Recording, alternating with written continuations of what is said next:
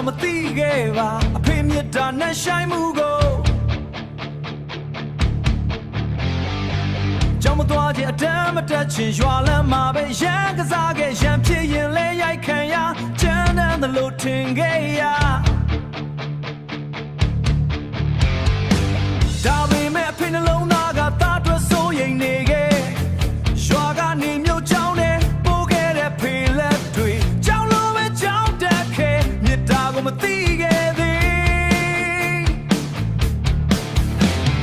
ဆယ်ရအောင်တဲ့နေမှာသိတရားတွေကွင်းလာအဖေမြစ်တာကြီးမာတာနှလုံးသားနဲ့သီလာယနေ့တော့ဖေကိုအမေလိုပဲချစ်မိပြီ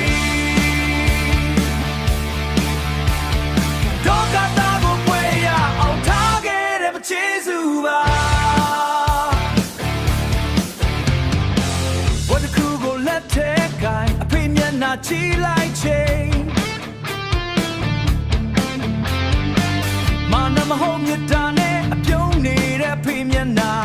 အသားလဲဖေလန်းလိုက်သားသမီးတွေကိုသင်ကြားမယ်ပညာရန်ဖို့သိအောင်အဖေနေနဲ့လမ်းပြမယ်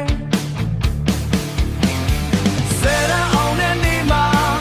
အသီးတွေပွင့်လာအဖေမြတ်တာကြီးမာတာနှလုံးသားနဲ့သီလာယနေ့တော့ဖေကိုအမေလိုပဲချစ်မိ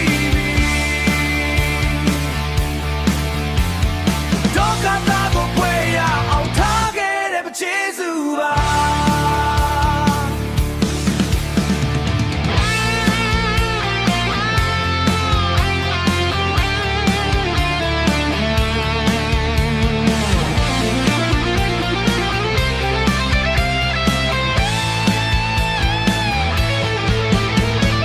လိမ္မာတဲ့သားဖြစ်လာတာအဖေသင်ကြားမှုကြောင့်ပါ